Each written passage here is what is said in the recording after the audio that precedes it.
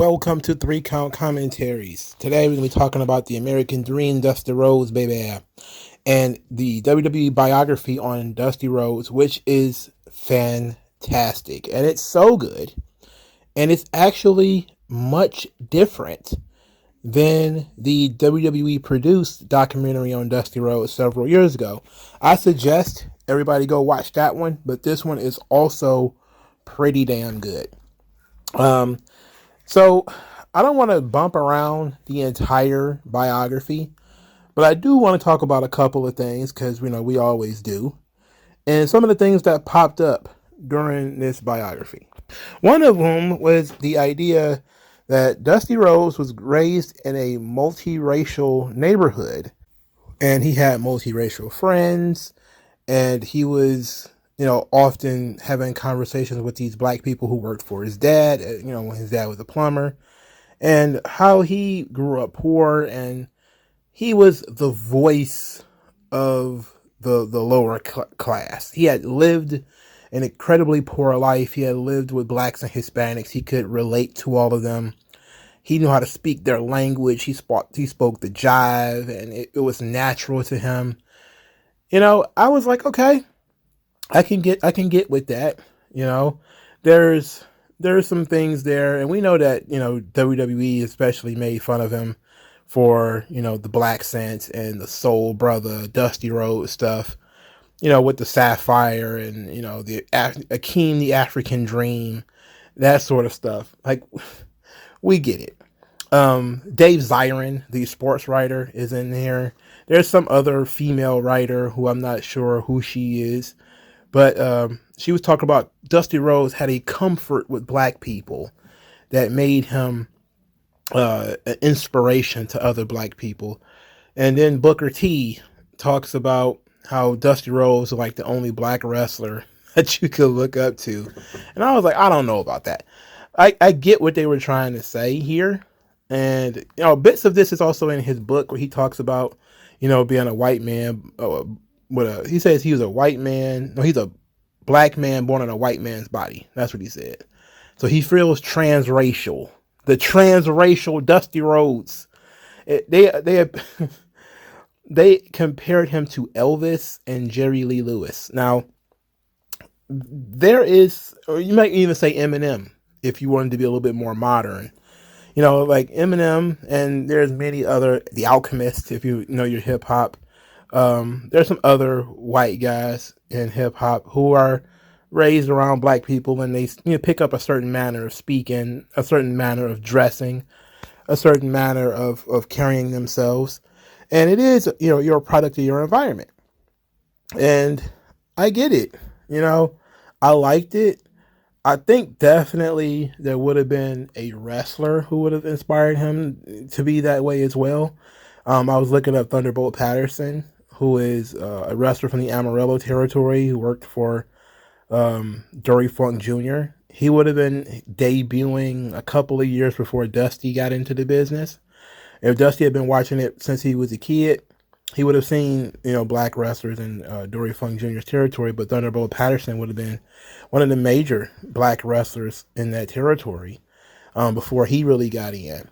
And I would imagine there would have been some, inspiration there between Thunderbolt Patterson and Dusty Rhodes. And it would have been nice to mention that, considering Thunderbolt Patterson is still alive. And as a man, they were talking a lot about, unions in this biography. I don't know why unions kept popping up. I guess because his dad was a union plumber, and so he was in touch with middle class values and middle class virtues. And so the Hard Times promo, of course, touches on what the middle class worker was feeling at the time with the economic crunch of the 80s. And Dusty was a really good voice for that. So, and it's ironic that how I mentioned earlier that Thunderbolt Patterson probably would have been a really good inspiration for Dusty, is that not only did Thunderbolt Patterson do a lot of the shucking and jiving, kind of, I don't mean that in a negative term, I mean just kind of like the soul, brother kind of gimmick that, he would have seen growing up. But also Thunderbolt Patterson works for the SEIU, which is a union in the United States. And he claims that he was blackballed in wrestling for trying to form a union. This is one of the stories that's been floating around by Thunderbolt Patterson for a couple of years now, is that he tried to form a union, I think in Alabama, and he might have gotten blackballed for it. Other people just said that, he was one of these guys who was just impossible to deal with, that once he becomes, over in a territory, his demands went up and up and up, and he also was a big fan of calling other people racist and stuff like this. I don't know, clearly. I know a little bit about Thunderbolt Patterson. I don't know a lot. But I know that, the parallels between Thunderbolt Patterson and Dusty Rhodes, they jump out at you. If you know a little bit about Thunderbolt Patterson and about kind of the things that he did, and if you actually listen to him, there's, I think, some interviews of his that are up. You get a lot of Dusty out of Thunderbolt Patterson. You do get a lot. And there would have been, they wouldn't have been quite peers, but they would have, I think, just me. I don't know a lot about this subject, like I said. I would have looked at it like Gorgeous George and Nature Boy Buddy Rogers. Nature Boy Buddy Rogers borrowed a lot from Gorgeous George. Not enough where he completely stole his gimmick, but he borrowed enough. Hulk Hogan and Superstar Billy Graham. Now Jesse Ventura, he ate the whole pie. All right, as far as Superstar Billy Graham is concerned, he ate the whole pie. Hogan just ate just enough to get the flavor. All right, so I think Dusty bit just enough Thunderbolt Patterson to get the flavor, but didn't go all the way with it. But to me, I like, this story as a, young man who grew up in a lower middle class home. Even though I wasn't dirt poor and I didn't live in the projects, so I can't, appropriate that. I always said the hood and the projects are definitely two different things, and there's definitely two different mentalities that come from living in the projects. But these guys were born in the 1940s. Right after the Depression. It would have been very tough for them, especially, Dusty Man growing up in Texas. It would have been very hard. And yes, it would have been, him being a product of his environment and having black friends and Mexican friends. And he definitely would have had, more comfort with them than the average person. So I can respect that. It also tells a lot about, Cody, civil rights activist Cody Rhodes, who got his own little sweet sapphire and Brandy, and his multiracial baby, who is like, Cody's literally living the dream. He's literally living the dream, baby. Anyway, I like that part of how they try to bring all of that together. Usually I'm kind of averse to the left-wing politics, but it makes sense that these, individuals who grew up in a certain way would turn out a certain way, would think a certain way, would pursue and vocalize things a certain way. Now, the difference, of course, being that Dusty was a guy who came into money. So you would see Dusty in big fur coats and stuff like that also in the 80s. So he would go from working man flannel shirt to, Dusty Rhodes in a fur coat, and you would be like, wait a minute, like, which one is it? Is it Uchi Wally Wally or is it one Mike? That being said, another angle about, the racial issue is the biography gave Dusty the credit for Ron Simmons becoming the world champion in WCW in 1992, I want to say it was. Now, this was kind of like an eyebrow raise. Like, yes, I think Dusty did have the book at the time, but Bill Watts was the boss. It wouldn't have happened unless Bill Watts wanted it to happen. For those of you, Bill Watts is a very, very controversial figure. Bill Watts was the owner and the boss of the Mid-South Territory, which used to run the Louisiana Superdome. And his top star was Junkyard Dog, a black man. And he was the only territory in the United States that regularly ran a black man as his top star. He even had an almost Tex Avery like booklet on how Junkyard Dog was meant to be presented in order to keep him as strong as possible. And he didn't care that the Junkyard Dog was black. Now, he did just kind of try to replace him. He would often pit him against other black people like Ernie Ladd or, Butch Reed, those guys. But Bill Watts was really behind the idea of a black top guy. Now, the reason why this would be controversial is because Bill Watts was fired from WCW because they believed that he was a racist. Now, he was a racist because he said that, he should be able to fire whoever he wants for whatever reason. He's basically a libertarian on the affirmative action issue. And this was picked up by, I forget who it was. I think it was Mark Madden, who ended up telling Hank Aaron, the baseball great, who was working for Turner at the time. And it was basically some political strings were pulled to get Bill Watts fired. So now WWE is kind of like, well, we don't want to mention Bill Watts. So it was Dusty. Because, Dusty loves black people. And I get it. Dusty probably did love black people, and I no doubt about it. But Bill Watts was like, Ron Simmons is a Bill Watts guy.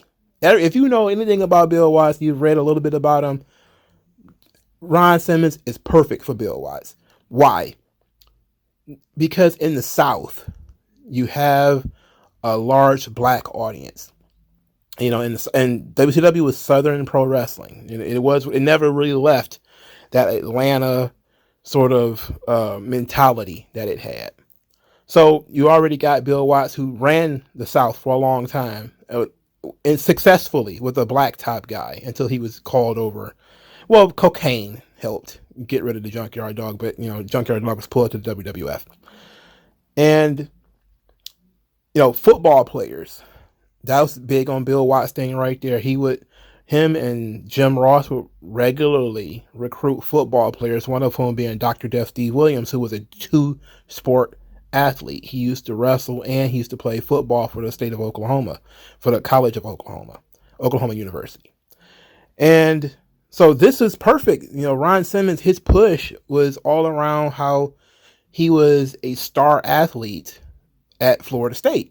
So the entire collegiate athlete, Southern black super athlete, that was Bill Watts' thing. Now Junkyard Dog didn't have the athletic background of Ron Simmons, so he was mostly entertainment. The theme music plays and all that kind of stuff, and he had charisma.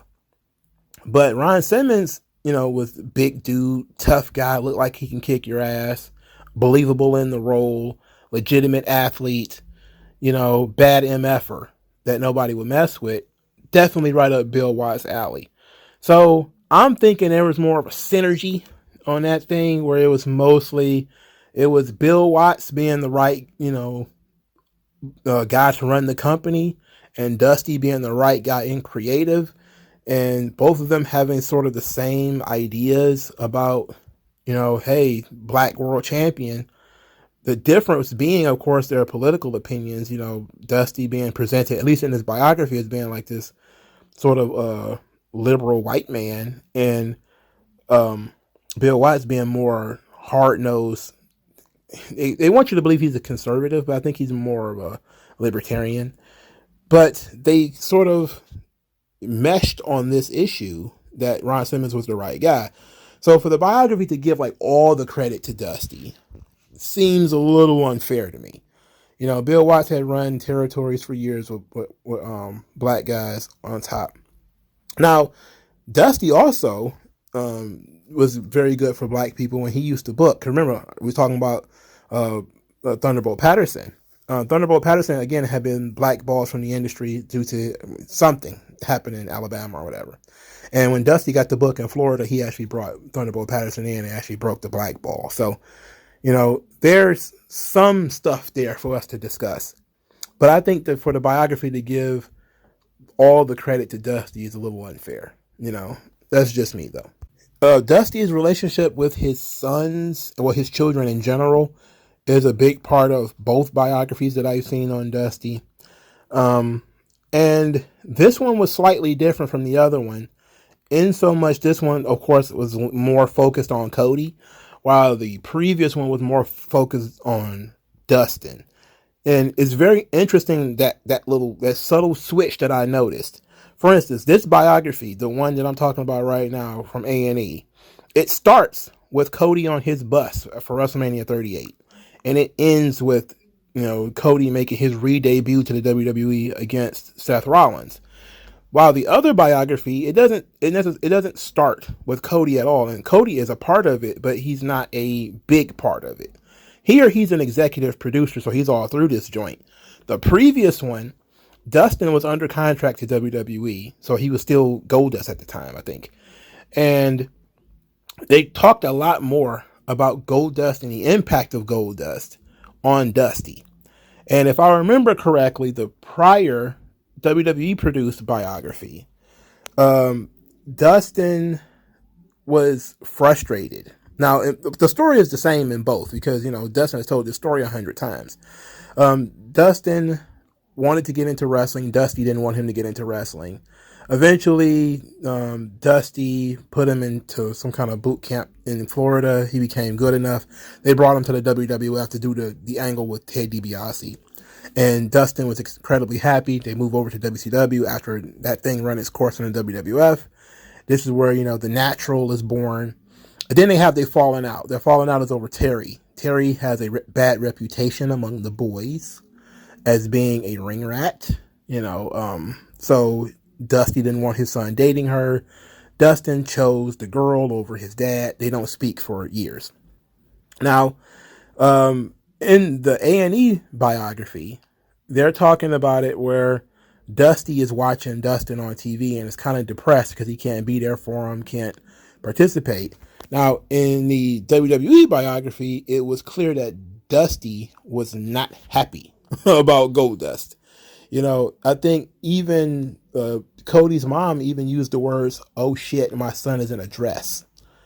And which, that comes across as pretty natural. That comes across as a natural response to a father who is upset about, what his son's doing. Now, in the A&E biography, Dustin kind of explains why he did Goldust is because he was tired of being Dusty's son and he was desperately wanted to do something else. And I feel that. I get that. And this was a great departure from the character. Now, what I didn't like about this biography is how they portrayed Goldust. In this, they kind of focused on the late Attitude Era Goldust, once the character had run its course and been neutered by all of the pro-LGBT groups that had harassed the WWE to take a lot of the bite out of the original version of Goldust. That's something nobody will ever, they don't really talk a lot about. Is that when Goldust first came out, he was hot. I mean, it was super hot.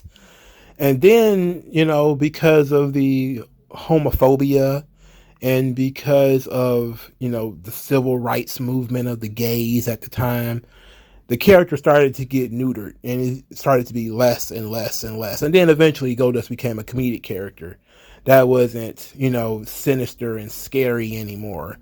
That all of the bite from the character was taken out because of the negative publicity from other groups or whatever.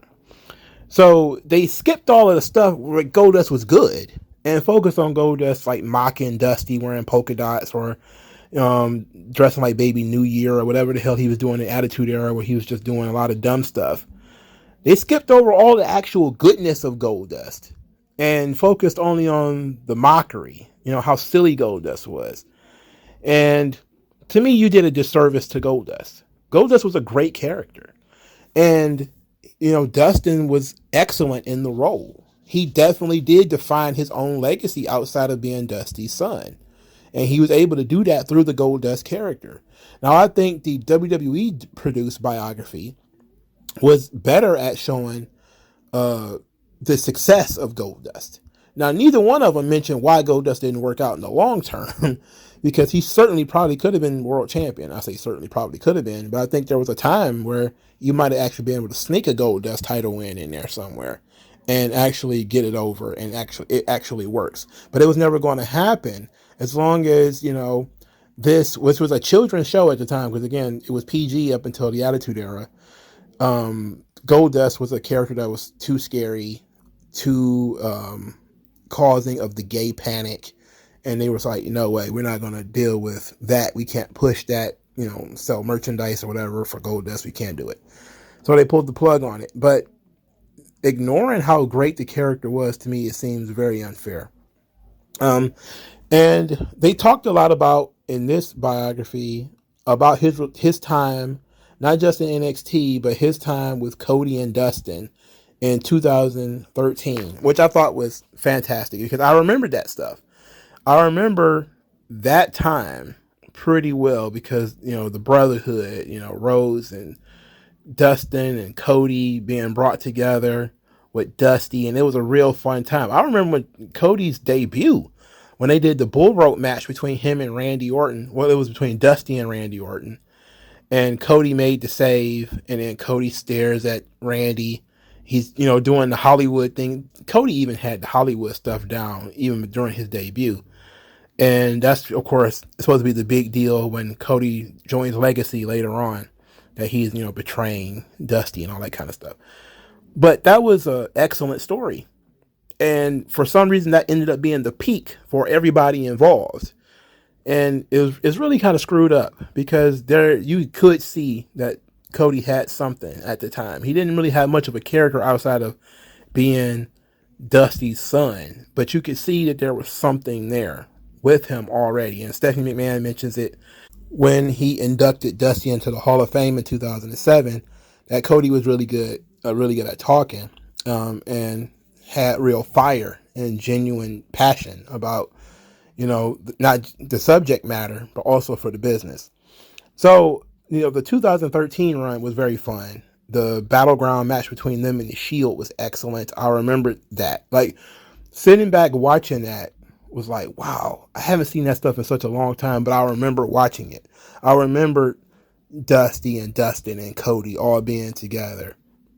And when you get to that part of the biography, and Cody's like, this is the last time that they were all together, is when they won the tag team title. So obviously that's not exactly true. They had to be together when they lost the belts too, but that was them at a high point. That was the highest point of their family, because for years there had been bitterness between Dustin and Dusty. Then there was a little bit of bitterness between Cody and Dustin, due to, Cody not being a fan of how Dustin aired out Dusty in public, and, Dustin being kind of jealous at how Cody was able to have, Dusty in his life when he was a kid. So there was a lot of, negative energy there that they actually got to work out on TV, and thinking about that and seeing that makes that a lot more special. And I love it, that was an excellent thing that I think that we can draw out of this. And it's a shame that we don't get more of that in wrestling, but we did get it there with the Rhodes family, and it was very good. And it was also excellent that it was against Dusty's kids, the Shield, Roman Reigns and Seth Rollins and Dean Ambrose, right? So how perfect, that the story is told the way that it is, that, Dusty's going to be reintroduced to the WWE Universe against Seth Rollins. And his highest point in the WWE, outside of being the Intercontinental Champion, was being a tag team champion with his brother. And in winning that title, he beat Seth Rollins. So that was very cool. So it was a great biography. But all of these things just kind of jumped out at me. What did you guys think if you watched it? Do all the YouTube things. I will talk to you guys later. Peace out.